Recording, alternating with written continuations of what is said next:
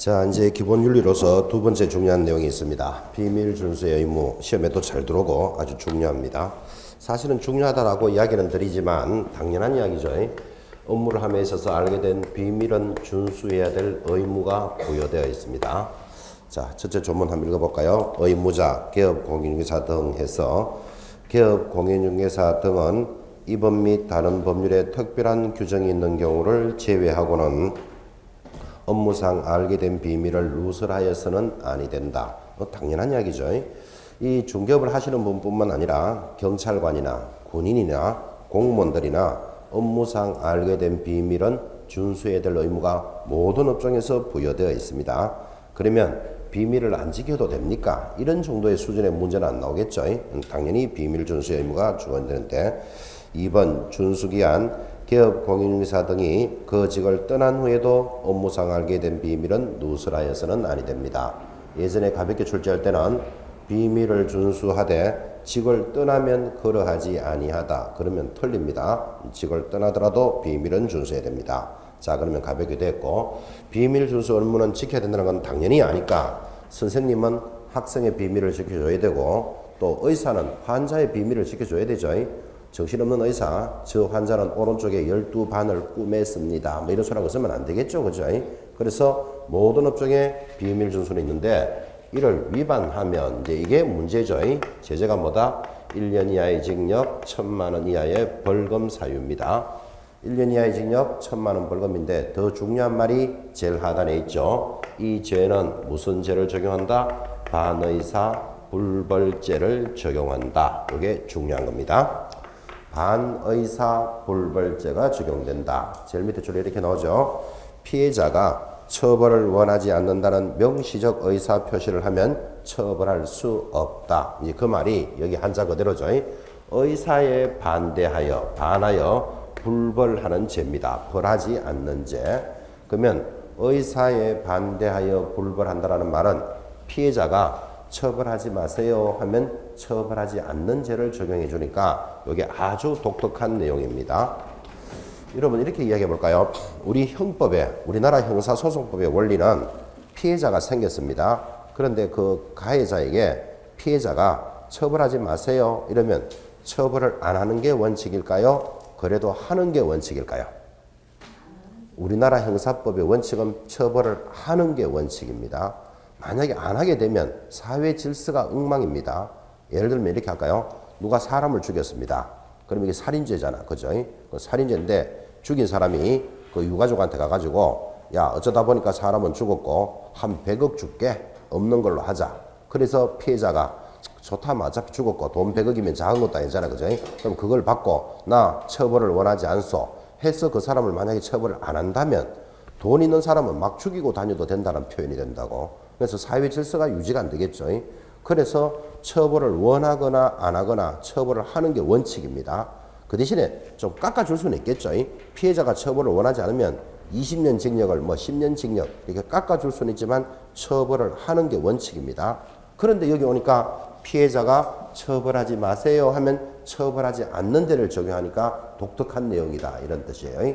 그래서 우리 중개사법에서는 반의사 불벌죄는 딱 하나밖에 없어요. 뭐 비밀 준수 의무. 근데 이 반의사 불벌죄는 밖에 나가면 많이 있습니다. 예를 들면 죽은 사람 욕하는 것, 그 사자에 대한 명예훼손죄라 그럽니다. 야, 너희 할아버지 쌍놈이잖아. 뭐 이런 거 있잖아. 그죠? 예, 그런 사자에 대한 명예훼손죄도 반의사 불벌죄입니다. 피해자가 처벌을 원하지 않으면 처벌하지 않습니다. 또 가벼운 폭행죄 같은 것도 반의사 불벌죄에 들어갑니다. 가벼운 폭행죄, 두 사람이 싸웠습니다. 그럼 폭행이 일어났잖아요. 근데 상처를 보니까 한 사람은 손등이 까질랑 말랑하고 한 사람은 손톱에 멍들랑 말랑 그 정도로 피해가 생겼습니다. 근데 폭행은 일어났는 건데 그럼 그 정도를 가지고 당사자들이 우리 서로 치료하고 없는 걸로 할게요. 이러는데 국가가 나서가지고 폭행이 일어났으니까 처벌해야 돼요. 좀 이런 건 좀 심하잖아. 그죠? 그래서 가벼운 폭행죄 이런 것도 반의사 불벌죄가 적용됩니다. 그런데 지금은 가벼운 폭행죄라 그랬지 그런 가벼운 폭행죄도 밤에 일어나면 달라집니다.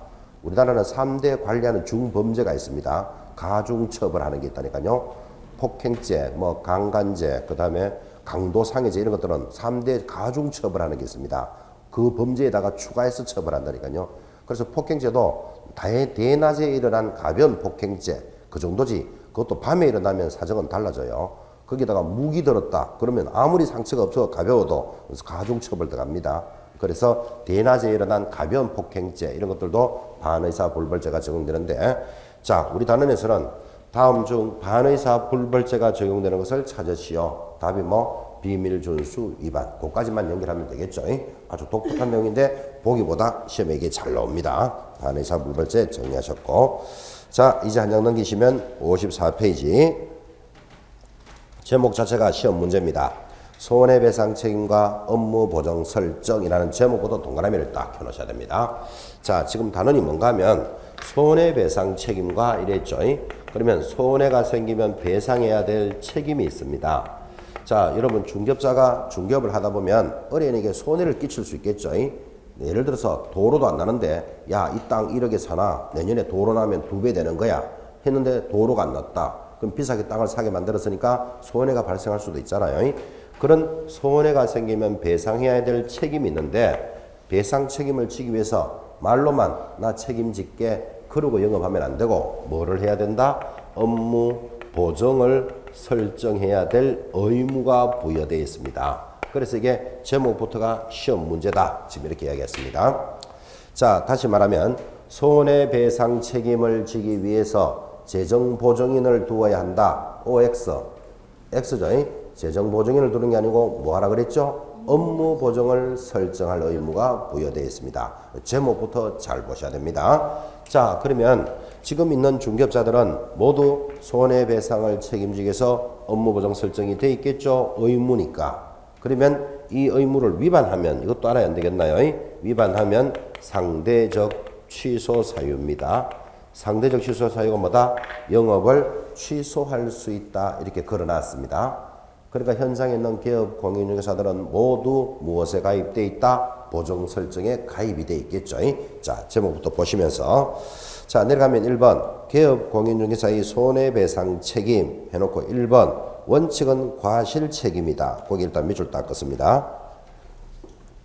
2번 예외적으로 무과실 책임이다.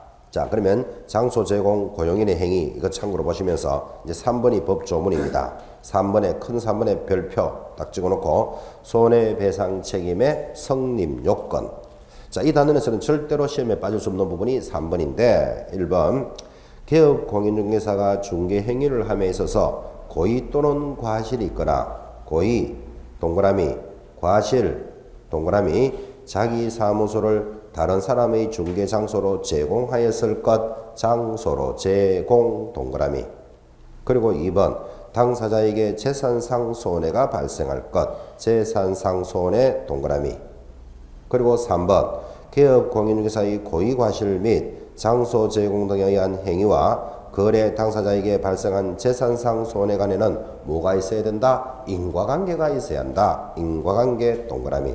그런데 이런 인과관계에 대해서 입증의 책임은 누가 진다? 거래 당사자가 입증 책임은 집니다. 자, 지금 동그라미 해드렸고 성립 요건이라고 되어 있죠. 자, 그럼 이러면 이렇게 전달합니다. 중개업자가 중개 행위를 하면서 손해를 입히면 손해배상을 책임져야 되는데 손해배상 책임을 지는데 아무거나 책임질 수는 없다. 무슨 개업 공인중개사가 죄가 많아가지고 의뢰인이 손해만 났다 그러면 책임질 수는 없는 거잖아요. 그래서 책임을 지기 위해서는 성립 요건이 있다. 지금 체크하셨고 성립 요건이 첫째 원인된 행위에 의해서 두 번째 결과가 발생하는데 세 번째는 인과관계가 있어야만 책임지겠다. 이렇게 성립 요건을 세 가지로 제시했습니다. 자, 지금 교재에서 짚어드렸지만 그래 원인이 무슨 원인이 있습니까? 하니까 두 가지 원인이 있었잖아요. 하나는 고의 또는 과실이 있었거나 두 번째는 자기 사무소를 타인의 장소로 제공하는 것을 원인으로 하겠다. 이렇게 원인을 두 개 딱 제시했습니다. 자, 그럼 이런 원인된 행위에서 무슨 결과가 발생해야 된다? 재산상 손해가 발생해야 된다. 그런데 이런 원인과 결과에 대해서는 인과관계가 성립을 해야 됩니다. 인과관계가 무슨 뜻이죠? 원인과 관은 결과 여기 있죠. 원인과 결과가 성립을 해야 된다. 이렇게 제시를 하는 겁니다. 자, 그래서 세 가지 요건이니까 이걸 풀어서 설명해 볼까요? 자, 저 의뢰인이 손해가 발생했습니다. 예를 들면 중개업자가 아파트 사고 파는 것을 중개를 했는데 이 사람이 손해가 발생했어요. 그러면 그 사람의 재산상 손해가 발생했지만 중개업자의 고의 과실이 없었다. 책임진다, 안 진다? 안 집니다. 무슨 죄가 많아가지고 그 사람의 손해를 다 책임질 수 없는 거예요. 또는 자기 사무소를 타인의 장소로 제공하는 원인이 없었는데 그 사람의 손해에 대해서는 책임질 수는 없다. 원인과 결과가 성립을 해야 된다니까요. 다시 한 번 더. 중개업자가 고의적으로 일을 했습니다. 네, 이렇게 일을 하면 저 사람 손해 날 거야. 알고 하는 것을 고의적이라 그럽니다. 모르고 하는 것을 과실이라 그럽니다. 내가 아파트 중개를 하는데 손해가 날 줄 몰랐어. 모르는 걸 뭐라 그런다? 과실이라 그랬잖아요. 몰랐는데 그 사람이 손해가 발생했어. 책임져야 된다, 안 져야 된다? 져야 되지. 과실과 재산상 손해는 인과에 성립이 되잖아. 이 원인과 결과에. 그래서 인과관계가 성립이 되어야만 책임집니다. 자, 구체적으로 고의는 뭐라 그랬죠? 고의는 결과를 알면서 하는 거예요. 알면서 하는 거 재산상 손해 발생하면 당연히 책임져야 돼요. 그런데 여기서는 과실, 모르고 한 것도 책임을 지니까 책임의 범위가 아주 넓게 해석되어 있는 거예요. 자, 그러면 과실을 책임을 안 진다면, 고의적인 것만 책임진다면 웃기겠죠? 중개업을 하는 사람들이 손해를 입혀놓고는 나 그럴 줄 몰랐는데, 그러면 책임 안 지는 게 아니라고. 몰랐더라도 책임지도록 만들어 놨다고. 그죠? 과실의 범위가 연결되는데, 그래서 우리 교재 상단에 있지만, 그러면 중개업자가 모르고 한 것도 책임진다는데 어디까지를 책임져야 되느냐? 이런 문제가 생기더라고요. 그래서 우리 판례는 과실은 과실인데 추상적 경과실을 포함한다 라는 판례가 이제 들어오는 겁니다. 추상적 경과실을 포함합니다. 추상적이라는 뜻이 무슨 뜻이죠? 눈에 보이지 않는 그런 뜻이에요. 눈에 보이지 않는 것을 추상적. 그럼 눈에 보이는 걸 뭐라 그런다? 구체적 그래요. 그래서 민법에 들어가 보면 과실의 종류도 여러 가지가 있습니다. 추상적 과실, 구체적 과실, 중과실, 경과실, 과실도 많은데 우리 중개사법에서의 과실은 어디까지를 포함한다? 추상적 경과실을 포함합니다. 눈에 보이지 않는 작은 과실도 있다면 책임져야 된다. 그런 뜻이에요. 자, 그러면 여기까지 전달이 됐다면 중개 행위로 인한 구체적인 과실이 있었을 때만 책임을 진다. 이렇게 시험에 주문에 들어오면 X예요. 추상적이고 경과실까지를 책임집니다. 눈에 보이지 않는 작은 과실도 있다면 과실로 보겠다. 그죠? 자, 그 다음 자기 사무소를 타인의 장소로 제공하는 것도 원인으로 봅니다. 이런 원인은 또 무슨 원인인가 하면 조금 수업에 올리기는 좀 부담스럽지만 밖에 나가보면 떠돌이 중개업자 이런 사람이 있습니다. 떠돌이 중개업자가 뭔가 하면 계약은 잘해요. 기술이 있어가지고. 그런데 뭐 그전에 징계를 받았거나 어떤 뭐 행정처분을 받아가지고 중개사무소를 열 사정이 안 되는 거예요. 기술은 있는데 그러면 그 사람은 어떤 사무실에 가서 야, 오늘 이렇게 큰 계약이 하나 성립되었는데 당신 사무실에서 계약서를 작성하게 되면 수수료의 50%를 서로 나누자 하고 다니는 떠돌이 중개업자가 있습니다. 자, 그러면 그런 떠돌이 중개업자가 계약이 체결되었다고 왔는데 그러면 계약서를 다방에서 빵집에서 계약서 씁시다 이럴 수는 없는 거잖아요. 그죠?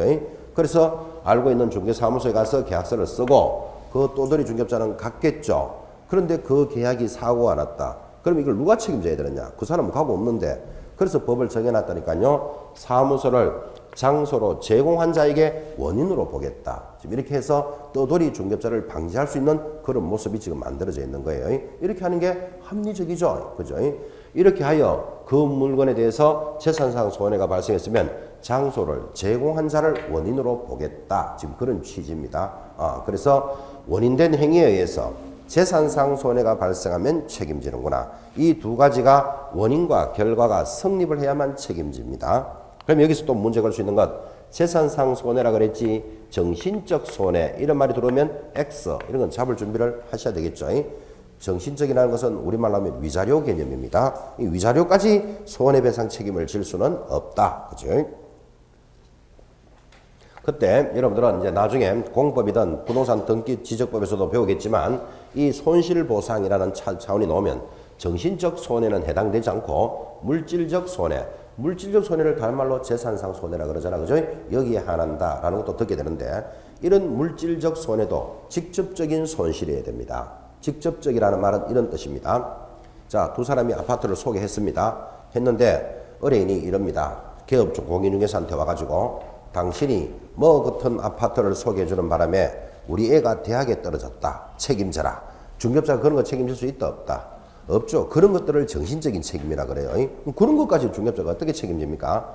그래서 물질적 손해인데 당신이 뭐 같은 아파트를 소개해주는 바람에 날이면 날마다 잘 들어오던 신랑이 안 들어오기 시작했다. 책임져라. 무슨 중개업자가 그런 것까지도 책임져야 되나 그죠? 그럼 날이면 날마다 잘 들어오던 신랑이 지금 왜 안 들어올까요? 아파트를 소개했는데 개업공인사한테 와가지고 왜 안 들어올까요? 어떤 사람은 바람나서 그러는데 바람나서 그런 게 아니고 아파트를 새로 사다 보니까 집을 못 찾아서 못 들어오는 거예요 지금. 그렇죠?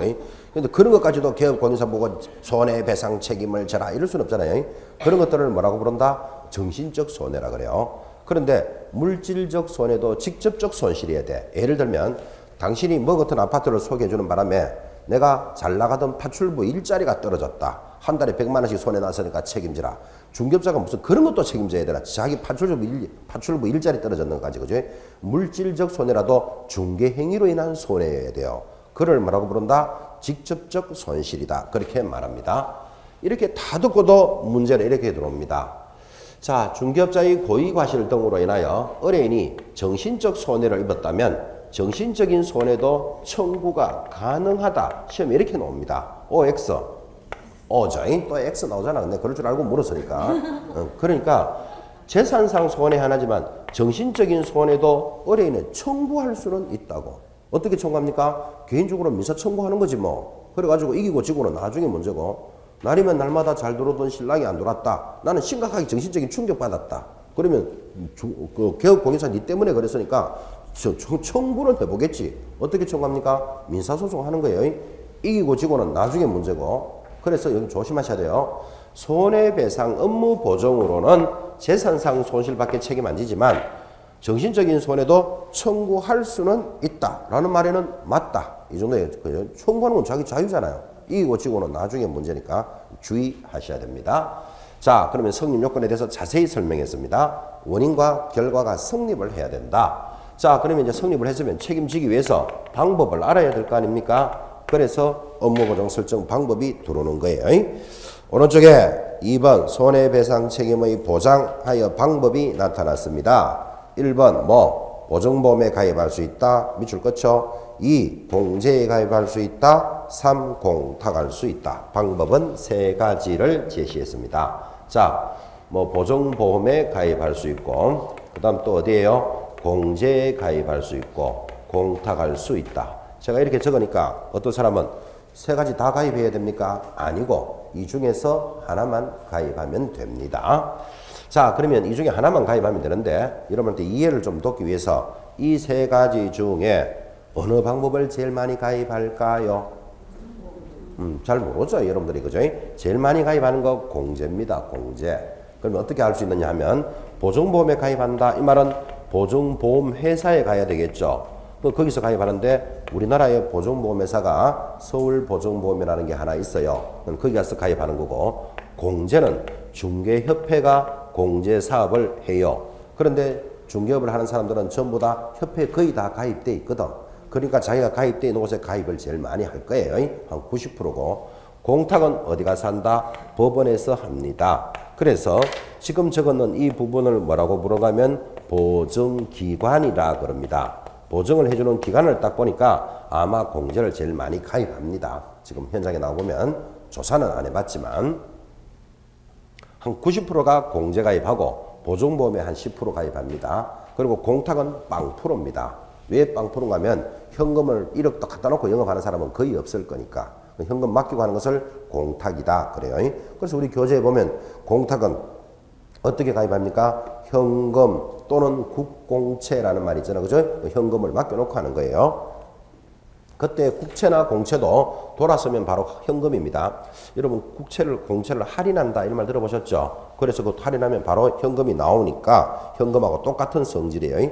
현금을 1억 맡겨놓고 영업할 사람은 아무도 없으니까 지금 현장에서 조사는 안 해봤지만 공탁은 빵프로예요. 자, 그래서 보증보험 또는 공제에 가입하는 방법이 제일 많을 건데, 뭐 제일 많을 겁니다. 이거 지금 묻는 건 아니고, 방법은 세 가지 중에 하나다. 자, 그럼 방법 알았고, 그 다음에 가입해야 되는 금액은 그러면 얼마입니까? 이게 별것도 아닌데 금액이 해마다 거의 시험에 나옵니다. 금액은 얼마? 교재 뒤편에 있겠지만, 법인은 얼마 가입할까요? 보지 말고, 법인은 얼마? 2억 이상 가입합니다. 그때 분사무소는 얼마? 1억을 가입하고, 법인이 아닌 개인인 중개업자는 얼마? 1억 가입합니다. 지역농협, 지협은 얼마? 1,000만 원 이상 가입합니다. 아, 별것도 아닌데 요거 금액 시험에 잘 나옵니다. 금액은 이런 시간을 통해서 기억해 놓으셔야 됩니다. 설정해야 되는 금액. 자, 법인은 얼마라고요? 2억 이상, 분사무소는 1억, 개인은 1억 이상, 지역농협은 1,000만 원 이상입니다. 2년 전의 문제죠. 산수 문제 이런 거 나왔습니다. 자, 법인이 하나 있는데 이 법인에서 분사무소를 3개 가지고 있다. 얼마 가입해야 됩니까? 이게 산수 문제입니다. 완전히. 자, 법인 얼마? 2억. 분사무소마다 1억, 1억, 1억. 답은 얼마? 5억. 이게 답이었습니다. 결국은 이 금액을 알고 있느냐? 지금 그 문제죠. 그래서 금액은 보기보다 중요합니다. 이거. 자, 그런데 금액을 여러분한테 좀 강조하고 싶어서 지금 밖에 나가보면 개업 공인중개사가 거래하는 금액이 1억 미만이 많을까요? 1억 이상이 많을까요? 아, 웬만하면 1억 이상이겠죠.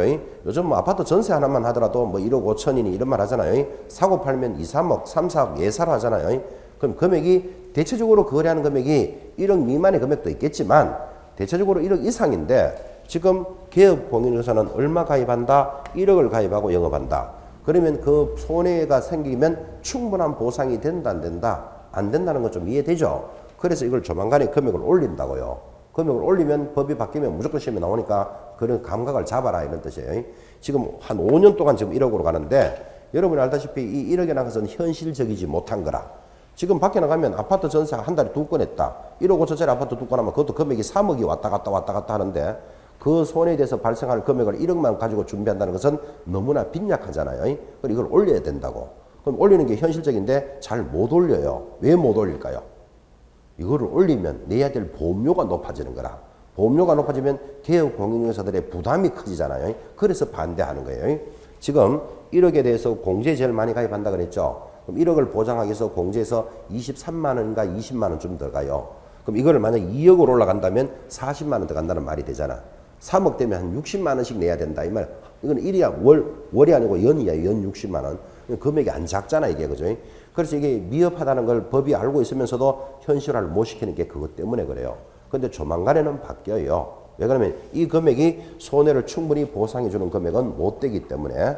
그래서 여러분 알다시피 여기 1억, 2억 이런 말 하니까 2억 있어야 중개업 하는갑다. 아니라니까요. 2억을 가입하기 위해서 보증보험이나 공제에 가입하면 보험료가 43만 원 이렇게 내는 거예요. 그 돈은 있어야 영업은 하겠죠. 그죠? 그런 취지입니다. 1년 단위로 만약에 1억에 가입했다. 그럼 1년 지나면 그 보험료는 어떻게 된다? 소멸돼. 또 새로 가입해야 돼. 이해하시겠죠? 그죠? 이런저런 사정 때문에 현실화되어 있지 못합니다. 이게. 근데 금액은 시험에 잘 나오니까 알아놔야 되고 만약 이게 법이 개정되면 그거는 100% 시험 문제다. 딱 이렇게 정리해 놓습니다.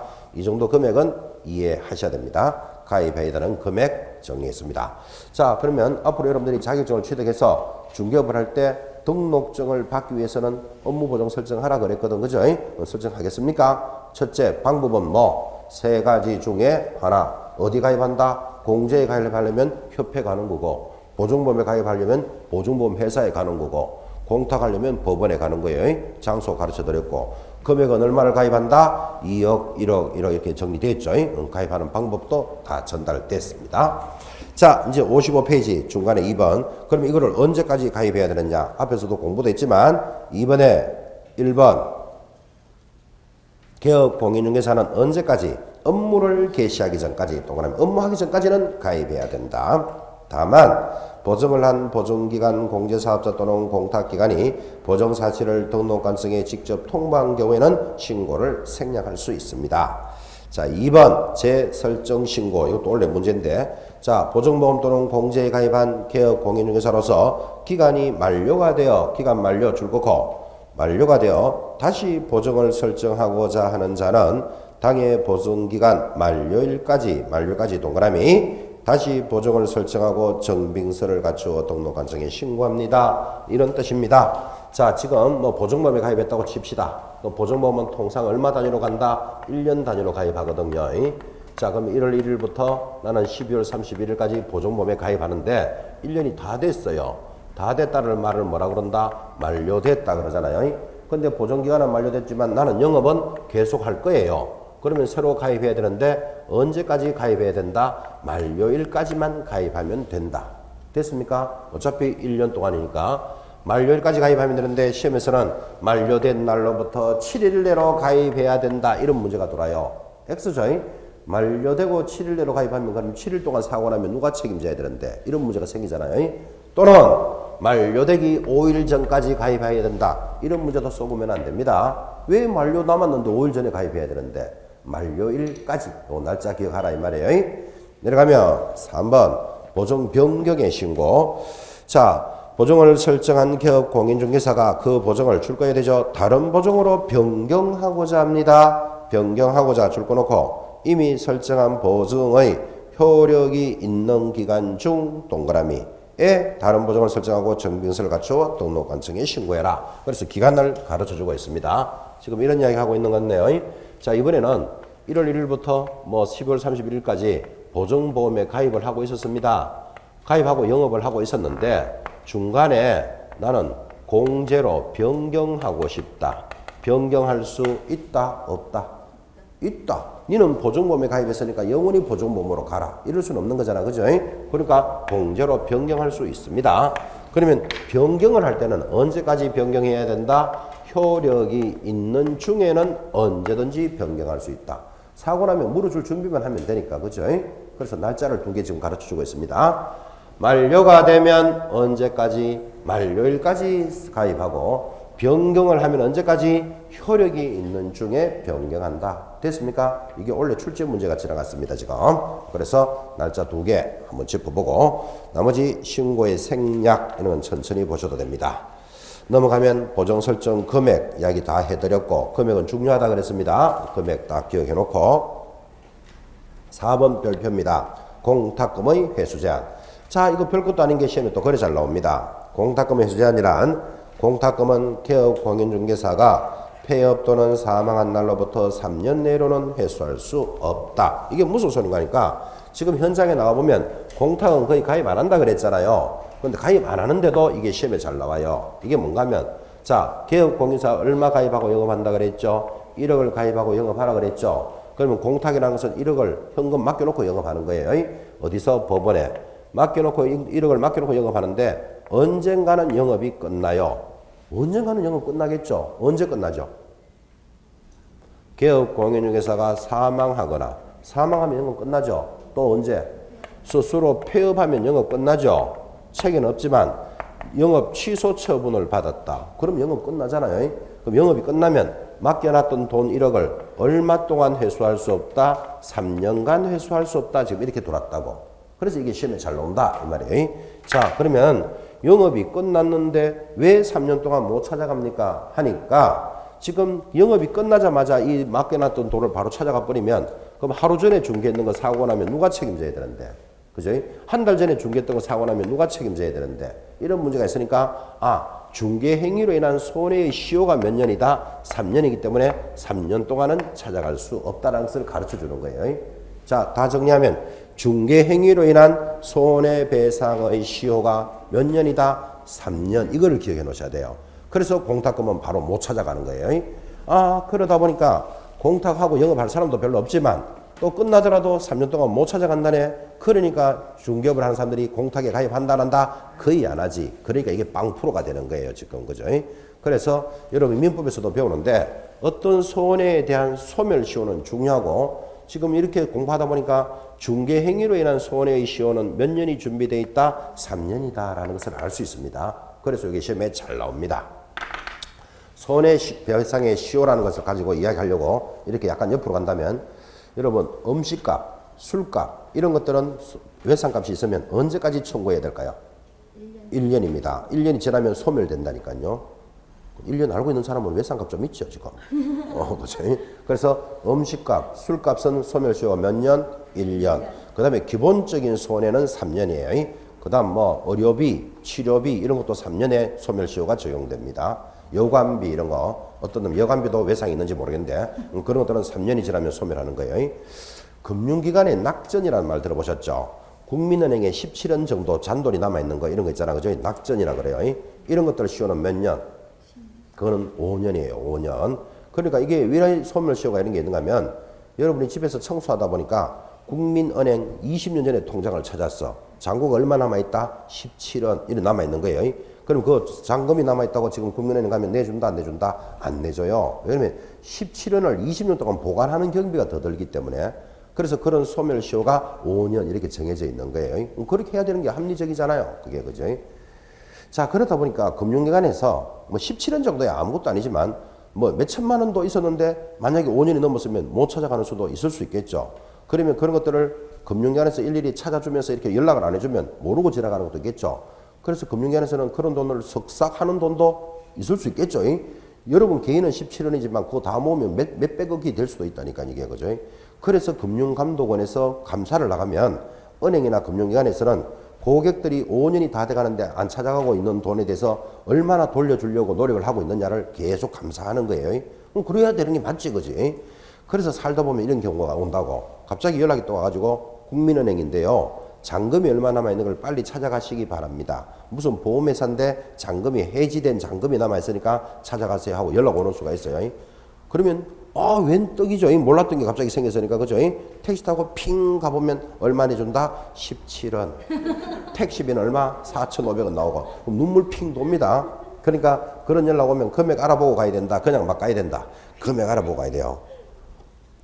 근데 금액이 얼마입니까? 잘 이야기 안 해줘요. 개인정보이기 때문에 이거를 본인이 와야만 확인할 수 있습니다. 이런 식으로 이야기한다니까요. 왜 그러면 17원 남아있습니다. 이런 100%안 오는 줄 알거든. 그죠? 자기들 힘드니까 개인정보니까 와서 찾아가세요. 이런다니까요.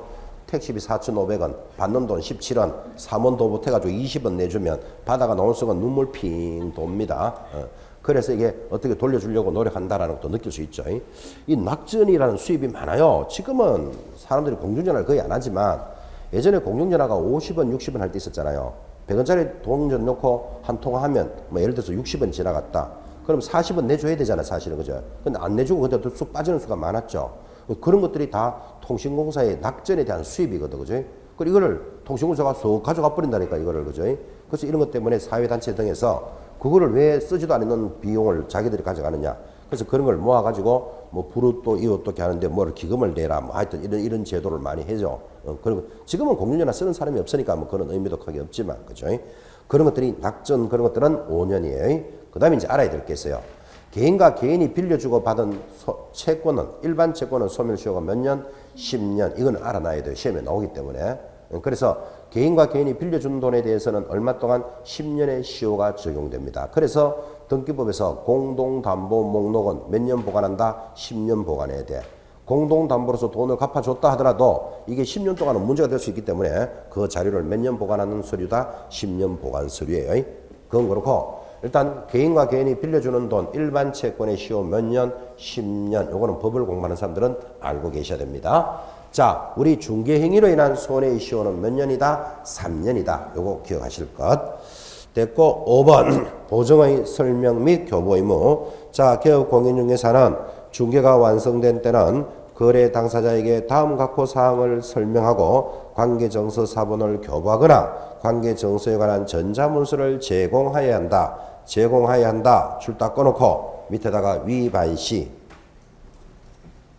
그러면 제공 안 하면 위반이잖아. 그죠? 100만 원 이하의 과태료입니다. 아주 시험에 잘 나옵니다. 100만 원짜리 과태료 적으셨습니까? 자, 100만 원짜리 과태료인데 앞으로 계속 해야죠. 100만 원짜리 과태료만 탁 적으면 밑에 노래 제목 이, 보, 개, 문, 표, 반납, 반납휴 적어 놓습니다. 100만 원짜리 과태료 노래 제목이 뭐라고요? 이, 보, 개, 문, 표, 반납, 반납휴. 자, 무슨 말인지 모른다 치더라도 보에다가 동그라미. 보가 뭘까요? 보정 설정 사본 미교부하면 100만 원짜리. 지금 교부하라 그랬죠? 제공해야 한다. 근데 안 하면 100만 원짜리입니다. 그때 무엇을 설명하고 1번 보장 금액, 2. 보증보험회사 등의 소재지, 3번 보장기간을 설명하고 자료를 제공하여야 한다 이랬습니다. 안 하면 얼마짜리다? 100만 원짜리 과태료입니다. 자, 그러면 이 내용을 가지고 여러분한테 연결되는 문제가 들어옵니다. 이제 지금까지 다 배웠으니까 대답해 보시기 바랍니다. 지금 물건을 파는 사람과 사는 사람을 사이에 개업공인중개사가 영업을 잘해서 계약이 체결이 되면 지금까지 배운 솜씨로 보니까 계약이 딱 체결되면 쌍방에게 교부해야 되는 것이 세 가지가 있는 것을 지금 배우셨습니다. 자, 지금까지 배운 솜씨대로 대답해 봅니다. 두 사람 사이에 아파트를 사겠다 팔겠다 또는 전세 들어가겠다 말겠다 계약이 체결되면 개업공인서가 쌍방에게 교부해야 되는 게 세 가지예요. 1. 그렇지 거래계약서 이런 말 나와야 되죠. 오늘 배우셨잖아요. 쌍방에게 교부하고 중개업자는 몇 년 동안 5년 동안 보관해야 한다 이랬잖아요. 또 쌍방에게 교부해야 되는 것. 그렇지 물건에 대한 확인 설명서 쌍방에게 교부하고 3년간 보관하라 그랬잖아요. 또 교부해야 되는 것. 지금 나오잖아. 보정관계 서류. 그죠? 이 보정관계 서류는 나는 계약이 딱 체결되면 나는 보증보험에 가입돼 있고 그 소재지는 서울 중구 마포동 17번지에 있으며 보장기간은 언제까지입니다. 이거를 가르쳐줘야 손해가 생기면 그 사람들이 손해배상을 청구할 수 있도록 해주는 거예요. 세 가지를 교부한다라는 것을 지금 공부하셨습니다. 좀 더 가볼까요? 세 가지를 교부해야 되는데 거래계약서 교부 안 하면 제재가 아까 공부했습니다. 전부 6월 이하의 업무정지. 확인설명서 교부해야 됩니다. 안 하면 6월 이하의 업무정지. 지금 하고 있습니다. 보증관계 서류 교부 안 하면 그렇지 100만 원짜리 과태료. 지금 그거 수업하고 있는 겁니다. 그래서 계약이 체결이 되면 세 가지를 다 교부해야 된다. 여러분 최근이라는 말은 한 3, 4년 전까지 해서 최근에 개업공인중개사를 통해서 계약을 해본 적이 있습니까? 한번 해본 적 있습니까? 뭐 해봤습니까? 매매. 그럼 샀다 팔았다. 팔았습니까? 샀습니까? 누구를 통해서? 개업공인사를 통해서 샀습니다. 매매했네. 그죠? 그때 거래계약서 교부해 줍니까? 당근 해야죠. 확인서류 교부합니까? 그리고 보증관계서류 교부합니까? 합니다. 지금은 거의 다 한다고 나오잖아. 그죠? 예전에 중개업을 한 사람들은 계약 체결되면 계약서 한 통씩만 주고 끝냈어요.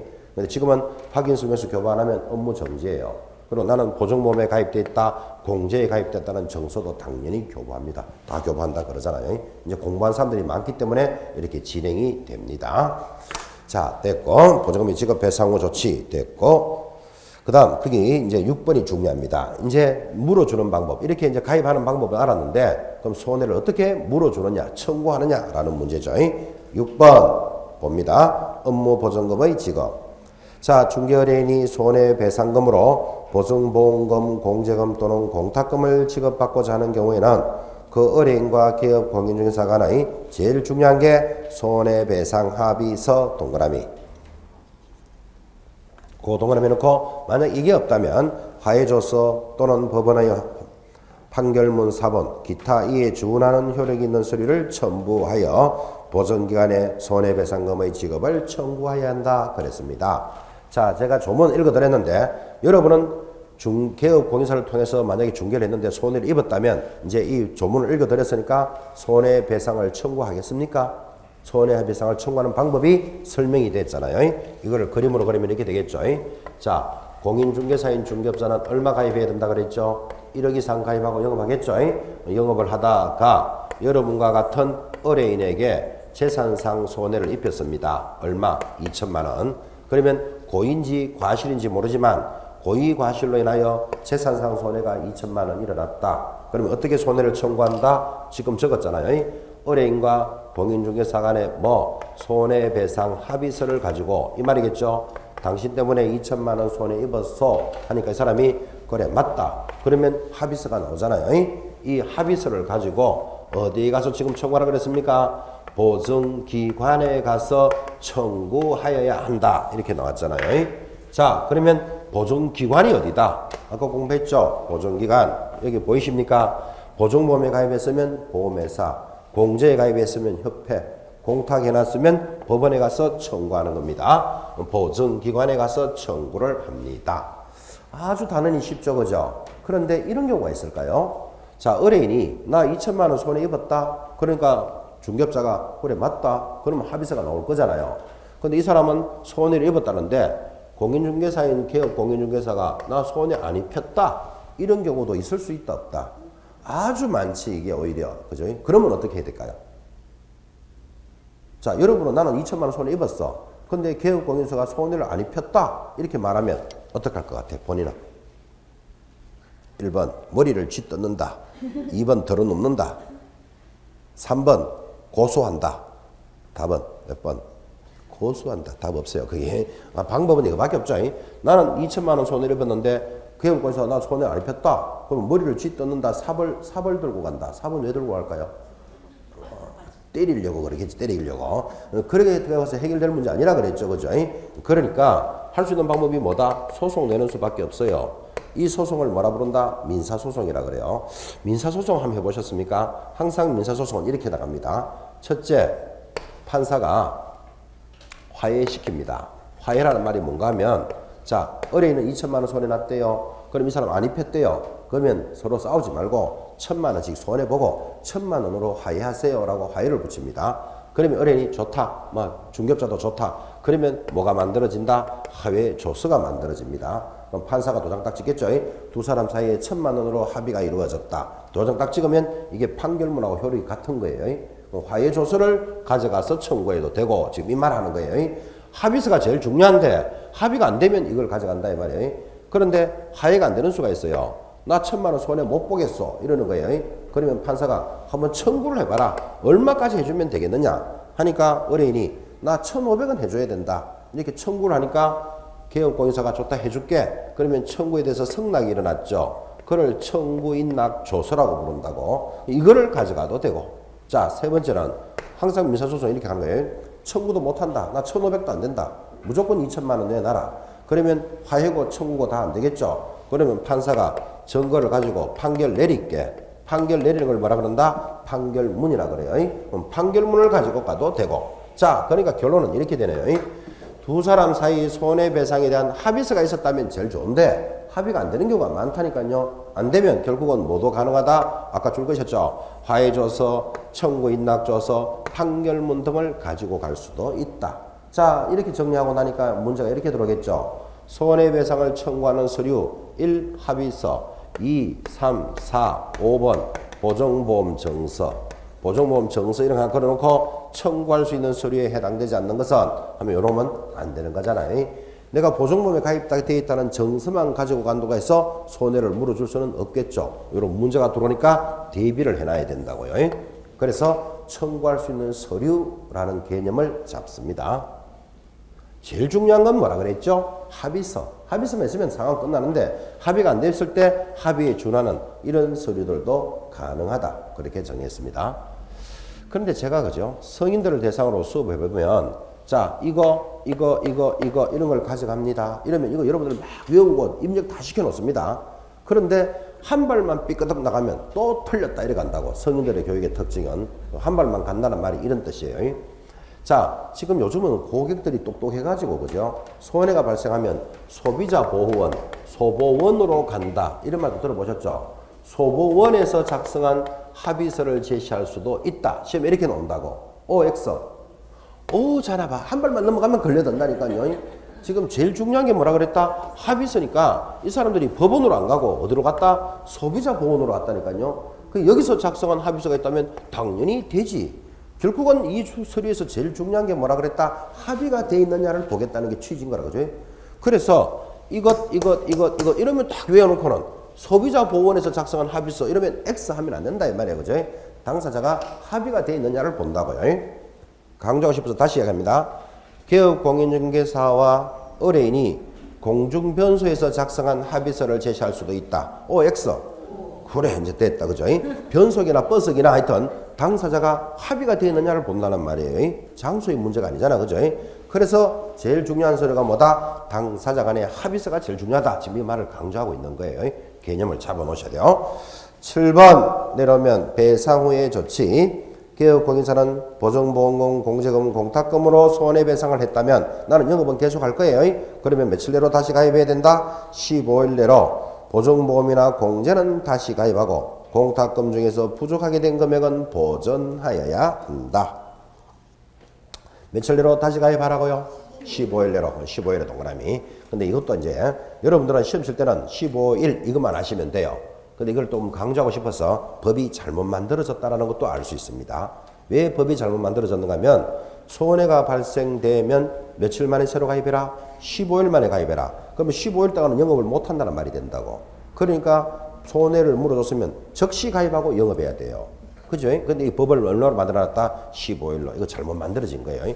근데 우리는 법이 잘못 만들어진 걸 따질 필요 있다 없다? 없어요. 그러면 15일을 걸 강조하려고 제가 이런 설명을 한 거예요.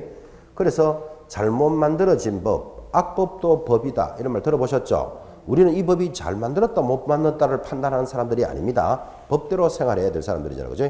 악법도 법이다 라는 것도 알 수 있습니다. 그거 비슷한 말이 악처도 처다 이런 말도 있습니다. 악처도 처다. 이건 그렇듯이 이런 걸 보면 이 중개사법 이걸 전체를 보면 그죠? 사람이 만들다 보니까 살짝 잘못 만드는 곳이 몇 군데 있어요. 그럼 그 중에 하나가 이거예요. 근데 이거 지금 여러분한테 잘못 만들었다를 강조하는 거 아닙니다. 그래서 15일 하는 말을 기억하라 이런 뜻이고 마지막 제재입니다. 아까 이야기 다 했습니다. 8분의 1 내려오면 보증을 설정하지 아니하고 중개 업무를 수행한 경우에는 뭐 한다? 등록을 취소할 수 있다. 아까 여기 보셨죠? 업무 보장 설정 안 하면 취소할 수 있다를 뭐라 부른다? 상대적 취소 사유. 아까 이야기 다 했고 오른쪽에 가면 행정질서벌. 자, 중개가 완성된 경우에 보증사항을 설명하지 않거나 보증관계정서 사본 또는 관계정서에 관한 전자문서를 제공하지 아니하면 얼마짜리라고요? 100만 원 이하의 과태료예요. 나는 보증보험에 가입돼 있고 유효기간은 언제다. 이거 설명하고 그 자료를 제공해 주라 그랬잖아요. 아까 보셨죠? 쌍방에게 교부 주는데 이거 안 하면 어떻게 된다? 100만 원짜리 과태료예요. 100만 원짜리 들어오죠. 100만 원짜리 밑줄 닦아놓고 또 노래 적습니다. 그래서 수업에만 충실하게 되면 행정, 형벌과 질서는 저절로 귀에 앉도록 만들어요. 밑에 줄 긋고 뭐라고 적는다? 이, 보, 개, 문, 표, 반납, 반납표. 무슨 말인지 모르지만 8번을 반복할 거예요. 이보개, 문, 표, 반납, 반납표. 적어놓고 어디 동그라미? 보 동그라미. 보가 무슨 뜻이죠? 지금 보증관계 서류를 교부하지 않으면 이제 그렇게 시험 칠 때까지 따라갈 거예요. 나올 때마다 확인할 겁니다. 됐습니다. 10분 쉬었다가 계약금 등의 반환 채무 공부하겠습니다.